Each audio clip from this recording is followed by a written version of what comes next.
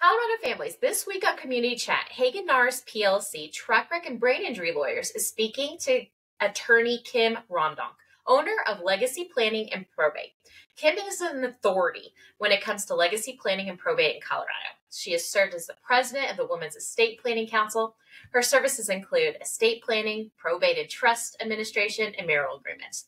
She is not only authoritative and knowledgeable, but she is compassionate, approachable, and relatable. Kim is a mom of 2 young children. She knows exactly what young families need to do to protect their assets in the future. We welcomed Kim to share her journey starting legacy planning and probate, what it's like to be her client, and a training tidbit for the community. Welcome, Kim. I'm so glad that you're here. Thank you so much for having me, Caitlin. It's such an honor to be here. And I know we go way back. And it's just great to see you and all of your success. And I'm just happy to be here to talk about estate planning and probate, which is such an important topic. Well, fantastic. And we do go back. I was checking and it was almost like 8 years. I love you dearly. You are a great friend, but you're also a great resource when it comes to estate planning and probate matters. And I've actually sought out your guidance on a lot of our tragic wrongful death cases. You really are the authority on this. And so we're so excited to talk to you. But what's most exciting is to learn, how did you even get to starting legacy planning and probate, which has really turned out to be quite a wonderful company to not only work for, but to be a client for. So how did this company start? Yeah. So when I went to law school, I wasn't really quite sure what I wanted to do. I wasn't even really sure if I wanted to be an attorney. I started law school during not the greatest job market. So went to law school just trying to find myself. And I ended up just coming across the wills class in law school and ended up interning at the Denver Probate Court for a couple of years. And I just fell in love with it. I loved meeting new people. I loved learning their stories. I loved helping people is what I realized. So I continued with that as far as interning at different small estate planning law firms and just kind of taking in all of the knowledge that I could. So when I graduated from law school, I thought, gosh, this is definitely the area I want to be in. I want to continue this path of just helping people in some of their hardest moments and then helping prepare them to avoid really difficult situations when a loved one passes. And that's kind of the planning aspect of it. So I went and worked for a small law firm downtown for several years, and I learned a lot. I learned how to run a business. I learned how to interact with clients. I just learned so much. And then just about 4 years ago, I decided that, I wanted to build my own brand. I wanted to be a little bit more independent. And so I started this law firm, just me, back in December of 2019. And the rest is history. It's just been a great journey, and I love what I do every day. So, well, I think it's fantastic because your brand really is modeled off of your real life experiences. You are a mom of 2 beautiful children. You kind of are starting to understand, like many young families out there, what is needed when you have children to not only protect them, to protect your future, their assets. And so really your firm is modeling off your own family's growth in being able to educate people. So what is it like to be a client of yours? yeah, I love that you asked that question because I know you're a mom of 2 little ones as well. And the most important thing to us as mothers is protecting our children and caring for our children. So I think you're absolutely right that a lot of this is mirrored off of my own life. I have clients from all across the board. I have single clients. I have 18-year-old clients. I have 85-year-old clients. I have clients with children and clients with no children. So I really like to work with all types of people from all different ages, all different backgrounds. I think that's what makes what I do just so exciting and so fun, is to meet people from different backgrounds. I will say that it's been neat, going from being single to married to now having children. I think it helps me to understand what different people in different stages of life might need, right? So if you're a single person in your early 20s, you think, oh, I don't need an estate plan.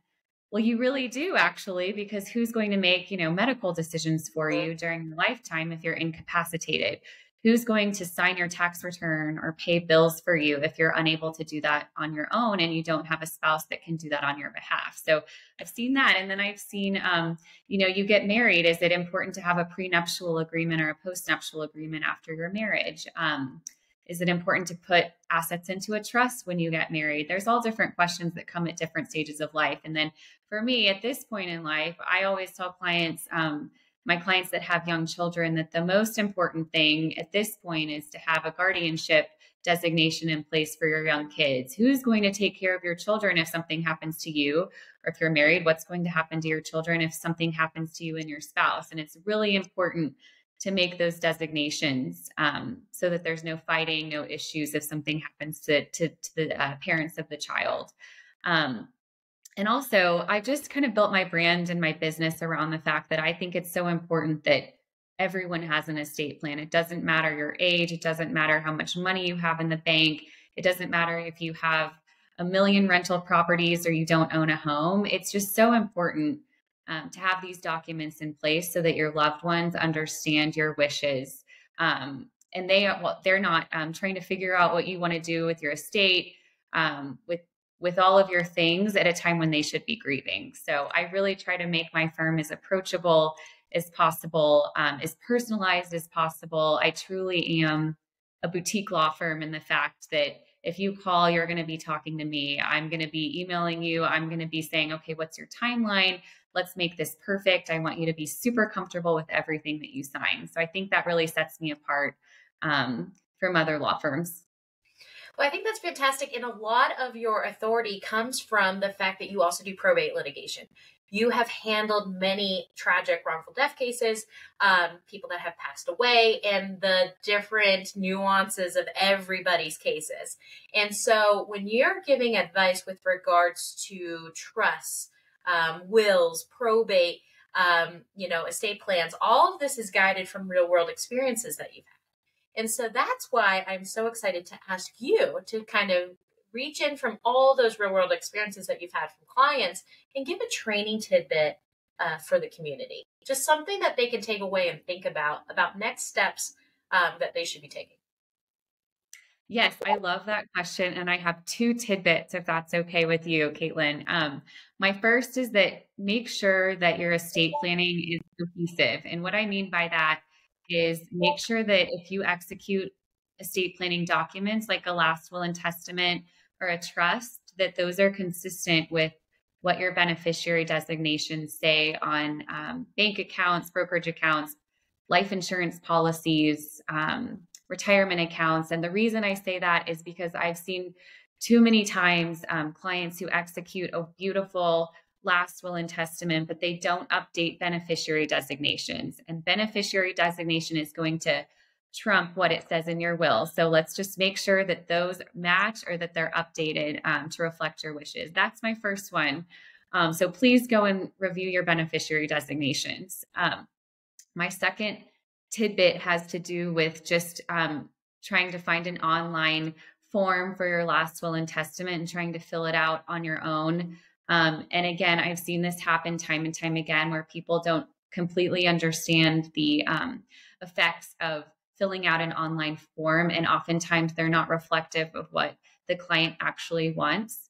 And I'll just give you a quick example. If you're a married couple and you each have different successor beneficiaries on your last will and testament, and something happens to one spouse, the surviving spouse's will is essentially going to be what happens to all of the assets if all of the assets are joint. So if you want beneficiaries, if you want to just make sure all of your beneficiaries are correct, please go to an attorney and don't just try to DIY with these super important documents.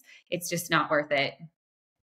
Absolutely. And I think one of the best things to talk to you about, and you can explain for days, is about trust and how the complicated process of probate is. Now, you do it and you do it very well, but it's a complicated, expensive process. And so you can protect families from even having to do that by maybe creating a trust or something like that. Do you mind giving just a few information about that, some of the benefits of a trust versus maybe a will and the consequences? Yeah, So if you die with a certain amount of money in your name in Colorado, you're going to have to go through the probate process through the courts. There are several ways to avoid going through the probate process, one of which is setting up a revocable living trust. And what that essentially means is taking all of your assets and putting them into a trust, so that the assets are then owned by the trust and not owned by you individually, and thus you avoid a probate proceeding. So one benefit of a trust is, of course, avoiding that probate proceeding through the courts here in Colorado.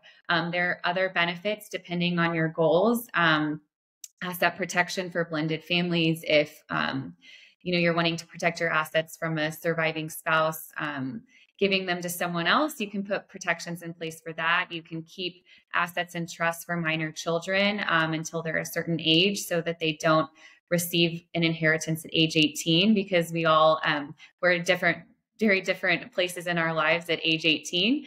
And so that's oftentimes a reason you might put assets into a trust, as well as beneficiaries who are perhaps spendthrifts or perhaps disabled. There's those are both also important reasons to put assets into a trust. And then they're also just a lot more seamless transition at death. So it just is avoiding the probate process. You can distribute assets much more quickly than you would going through the court system. Well, thank you so much for sharing all that training tidbit. It's just really shows how authoritative and knowledgeable that you are in this. If anybody wants to reach out to you, what is the best way to contact you? Yeah, I love talking to anyone about this. As you can tell, I'm very passionate about it. You are welcome to give me a call, 720-738-3400. You can also set up a time to chat with me via my Calendly account. And I do offer a free consultation just to get to know you and make sure that I would be a good fit. And I would love to talk to you. Excellent. And I will include all your contact information in the show notes. Thank you so much, Kim, for chatting with us today. Thank you for having me.